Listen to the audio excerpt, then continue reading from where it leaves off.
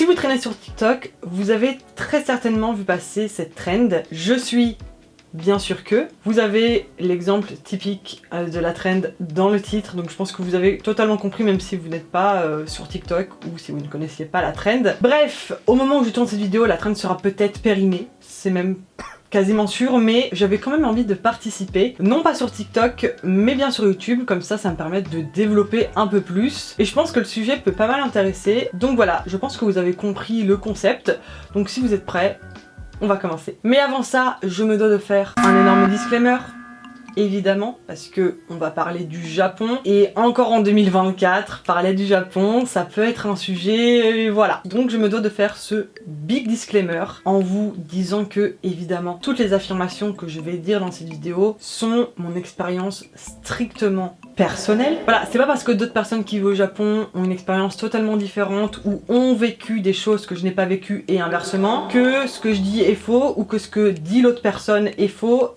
absolument pas. Il n'y a aucune vérité absolue concernant un pays, hein, que ce soit le Japon ou ailleurs d'ailleurs. Mais voilà, mettez-vous bien en tête que chaque expérience est unique et personnelle. Voilà, personne n'a plus ou moins raison qu'une autre personne par rapport à son expérience vécue dans un pays. Bref, je pense que vous êtes assez intelligent pour comprendre ça, mais dans le doute, je préfère faire un disclaimer avant de commencer cette vidéo. Donc maintenant que c'est fait, on va pouvoir réellement commencer. Je suis une étrangère au Japon, donc bien sûr que tous les Japonais qui me croisent pensent que je suis russe. Ça commence mal. Voilà, personnellement on ne m'a jamais dit une autre nationalité, on a toujours pensé que j'étais russe. Je comprends pas trop, mais bon, c'est pas grave qu'ils pensent que je sois russe. Ok. Jusque là, pas trop de problème. Ce qui me dérange un peu plus, c'est quand les gens ne prennent même pas la peine de te dire bonjour ou quoi, juste ils t'alpaguent et te disent toi là, toi t'es russe. Voilà, en mode c'est un quiz, non en fait. Dans ce genre de situ, ça me dérange un peu plus, hein, qu'on me balance à la gueule des oh t'es russe. Ta gueule! Ou Ta gueule! la magnifique fois où un japonais s'est approché à littéralement 30 cm de ma face et m'a déblatéré des trucs en russe. Tu me parles de quoi? Tu me parles de quoi? Tu parles à qui? Tu expliques quoi ici? Le mec est arrivé de nulle part, il s'est pointé comme ça devant moi et m'a parlé en russe. Autant vous dire que j'ai dégainé mon meilleur Kansaimen parce qu'à un moment, dis bonjour ni merde, je te connais pas, tu ne respectes pas mon espace vital, ça va pas. Alors attends, par contre, je vais t'arrêter tout de suite. Je vais t'expliquer un truc, moi je suis un nerveux. Donc là, à tout moment, ça part en fait. Ok. Tu vois ce que je veux dire ou pas? Voilà, je l'ai envoyé chier, je lui ai dit que quand on a un minimum de savoir-vivre, on pose la question à la personne. En mode, oh, une étrangère, j'ai pas l'habitude d'en voir, mademoiselle, excusez-moi, quelle est votre nationalité, vous venez d'où? Là, y a pas de souci. Voilà.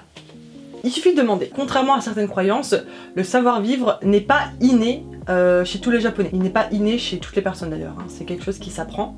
Et tout le monde n'en est pas doté. Voilà. Je suis étrangère au Japon, donc bien sûr que j'ai déjà subi de la discrimination et que j'ai déjà reçu des insultes en mode sale étrangère, tu dégoûtes, le fameux rentre dans ton pays. Voilà.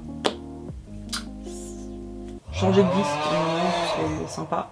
Malheureusement, ça ne m'est pas arrivé qu'une fois, et tout ça pour dire que ça existe. Voilà, je sais qu'il y a des étrangers au Japon qui n'ont jamais subi d'insultes de ce genre, et franchement, trop bien pour vous, vous avez beaucoup de chance, mais ça ne veut pas dire que ça n'existe pas. Je suis étrangère au Japon, donc bien sûr qu'aller à l'immigration, c'est ma pire phobie. L'enfer sur Terre. J'ai pas assez de mots pour décrire à quel point c'est l'angoisse cet endroit. Les officiers d'immigration qui te traitent comme un tueur en série, horrible. Alors c'est le jeu hein, quand t'es immigré quelque part, aller refaire ses papiers régulièrement, on peut pas y échapper, voilà, mais l'angoisse que c'est, toutes les personnes immigrées dans un pays savent de quoi je parle, horrible. Vraiment ma phobie. Voilà, déjà que je suis quelqu'un de très angoissé de base, je peux vous dire que mon anxiété ne s'est pas arrangée en vivant ici, et l'immigration en est définitivement une des causes. Je suis étrangère au Japon, donc bien sûr que je n'ai pas le droit de critiquer ou de parler de certains côtés négatifs du Japon qui me saoulent, parce qu'il y en a. Sinon, on me somme de rentrer chez moi, si je ne suis pas contente. Ça aussi, en Big 2024, il va falloir penser à changer le disque, parce que c'est relou. Vraiment, en entendant certains, t'as l'impression que les Japonais sont des dieux, des créatures divines, parfaites. C'est très grave de penser ça parce que jusqu'à preuve du contraire, le Japon est sur Terre, la planète Terre, c'est composé d'êtres humains. Et quand vous dire que l'humanité, dans son entièreté, c'est de la merde, donc les Japonais ne font pas exception, malheureusement. Critiquer le Japon, à un moment, il va falloir se rentrer dans la tête que c'est pas parce que tu te plains de certains aspects de la vie ici, parce que c'est normal, avec les années, tu te rends compte de certains détails, de trucs qui te saoulent, et c'est normal. Enfin, ça existe dans n'importe quel pays. Ça veut absolument pas dire que tu détestes le pays, que ça y est, tu veux te barrer, enfin... Dans ce cas-là, il y aurait plus personne en France. Alors certes, il y a des pays qui ont objectivement un peu plus de qualité que de défauts. Voilà, selon certains, le Japon en ferait partie. Mais encore une fois, je pense que c'est strictement personnel comme ressenti. Hein. Il y a des gens qui vont adorer vivre au Japon. Et c'est mon cas. J'adore vivre ici malgré tous les défauts. Voilà, finalement, dans la balance, ce qui pèse le plus, c'est les qualités. Hein. C'est pour ça que je suis ici depuis si longtemps. Mais il y a des gens qui vont détester vivre ici et qui vont préférer habiter aux States, en France même, en Allemagne, enfin bref. Des ressentis sur un pays, il y en a autant que d'êtres humains sur Terre. Et n'en déplaise à certains, mais non, je ne rentrerai pas en France juste parce que ça m'arrive de critiquer le Japon. Voilà, je ne suis pas désolée et ça arrivera à nouveau. Je suis étrangère au Japon et bien sûr que tous les Japonais à qui je parle me sortent un magnifique Nihongo Jozu. Et c'est absolument pas un problème, je le prendrai toujours bien parce que c'est juste bienveillant comme remarque. Il n'y a vraiment pas de quoi péter un câble parce qu'un japonais vous a dit oh, Nihongo Jozu alors que vous avez juste dit konnichiwa ou arigato, genre on s'en fout, il n'y a pas de quoi être aigri pour ça. Vraiment. C'est juste mimes comme remarque, prenez le compliment et arrêtez de venir chialer sur Twitter en mode oh je me suis fait Nihongo Jozu aujourd'hui. Mais enfin, les aigris originels, je ne supporte pas ces gens qui se plaignent qu'on leur dise Nihongo Jozu. Enfin, maîtriser une langue, ça demande des efforts, c'est du travail, enfin, je comprends pas pourquoi t'es pas content qu'on te complimente là-dessus. Quand bien même tu es conscient que ton niveau n'est pas encore incroyable, c'est juste gentil. À un moment, vraiment, il faut arrêter d'être aigri. Parce que voilà, il y a le problème inverse. Je suis étrangère au Japon, donc évidemment qu'on m'a déjà répondu en anglais alors que je parlais parfaitement japonais à mon interlocuteur, là il y a de quoi péter un câble. Là, à tout moment, ça part en fait. Voilà, quand japonais m'aborde en me parlant en anglais parce que bah c'est pas écrit sur ma gueule que je sais parler japonais, ça y a pas de problème. Donc voilà, qu'on m'interpelle en anglais, moi je réponds en japonais, et qu'après on switch naturellement vers le japonais. Voilà, la personne comprend que je sais parler japonais, on parle en japonais, y a pas de souci. Par contre, quand tu fais l'effort de parler japonais et qu'on te répond en anglais, petit fils de pute. Ça va. il y a des envies de meurtre. Et ça, je sais que c'est un problème qui arrive aussi en Corée, hein. J'ai vu pas mal de gens dire la même chose par rapport à la Corée. Ils préparent leur meilleur coréen, leur meilleur accent, vraiment. Ils y vont quoi. Ils commandent leur meilleur americano et ça leur répond en anglais. That's such a shame. Je vous soutiens. Je comprends la douleur. Ça m'est pas arrivé énormément de fois non plus, je vais pas exagérer, mais ça m'est arrivé quelques fois et c'est très chiant.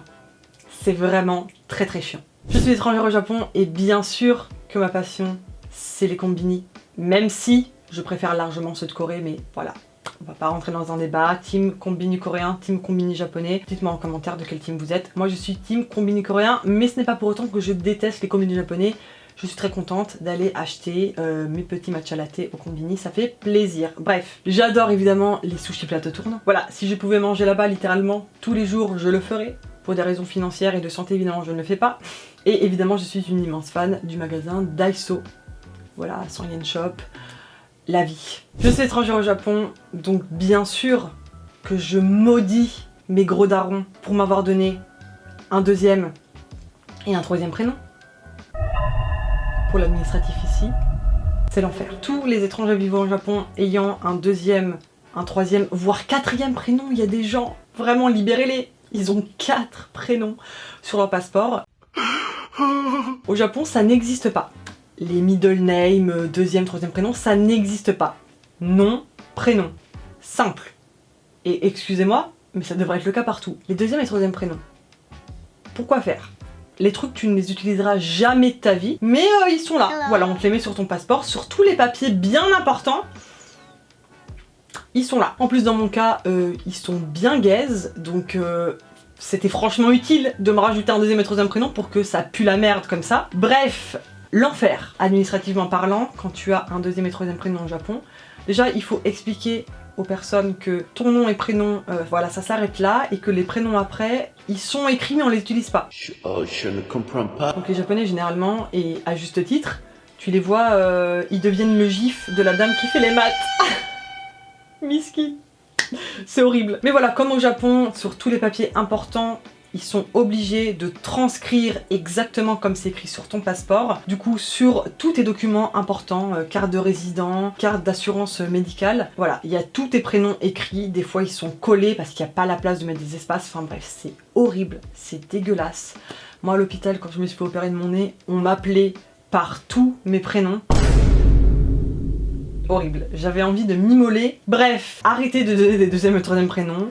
Ça pue la merde, voilà, ça crée des emmerdes, ça complique tout pour littéralement que dalle. Donc juste, il faut arrêter les deuxième et troisième prénoms. D'ailleurs, je vais me bouger pour les faire supprimer de mes papiers. Parce que, de 1, ils sont gaze, hein, mes darons, je sais pas ce qu'ils ont fumé ce jour-là, nul à chier. Et ça ne me sert à rien, voilà. Hein, un nom et un prénom, c'est déjà assez suffisant. RIP, les étrangers qui, en plus d'avoir des deuxième et troisième prénoms, ont un nom de famille à rallonge et assez compliqué à prononcer pour le japonais. Là, c'est vraiment le boss final, on peut plus rien pour vous. Je compatis. Je suis étrangère au Japon, donc bien sûr que tous les Japonais sont hyper curieux de savoir si j'aime la nourriture japonaise, est-ce que ça me va, est-ce que je peux manger du poisson cru, est-ce que j'aime le natto, bref. Toujours les mêmes questions, mais encore une fois, c'est très mimes, ça ne me dérange pas, quand bien même je l'ai entendu 3 milliards de fois. Ça fait partie des conversations basiques et ils sont curieux. Donc franchement, il n'y a vraiment pas de mal à ça. Encore une fois, c'est très mimes. J'adore. Je suis étrangère et surtout française au Japon, et évidemment que ça ne me fera jamais pas rire de voir des mots français ou des phrases qui n'ont aucun sens sur des fringues ou en nom de magasin.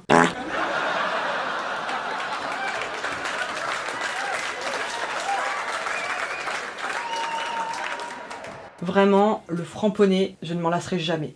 Je suis étrangère et surtout française au Japon, donc bien évidemment que j'ai envie de chialer quand je vois le prix du fromage ici et la gueule des rayons gâteaux. Parce que après autant de temps de vie au Japon, je peux vous dire que rien ne vaut le rayon gâteau de France. Voilà. Je pose ça là. Les céréales aussi, hein. D'ailleurs, petit fun fact, le dernier colis que j'ai commandé à ma grand-mère, je lui ai demandé de me mettre des céréales dedans. Céréales Lion, Cookie Crisp, et elle m'a même rajouté le giga paquet 850 grammes de Chocapic. Parce que voilà, ici t'as des cornflakes, des muesli et des Coco Pops qui se battent en duel. Voilà, le rayon céréales au Japon il n'est pas transcendant, il pue bien la merde, faut dire les termes. Donc voilà, toujours la petite larme qui coule quand je pense au rayon gâteau de France. C'est, je pense, ce qui me manque le plus de ce pays. On va pas se mentir, la bouffe française, on n'a pas trop à se plaindre. J'adore la bouffe japonaise. Y a pas de problème, mais c'est vrai que des fois, un bon morceau de coulant sur une bonne baguette.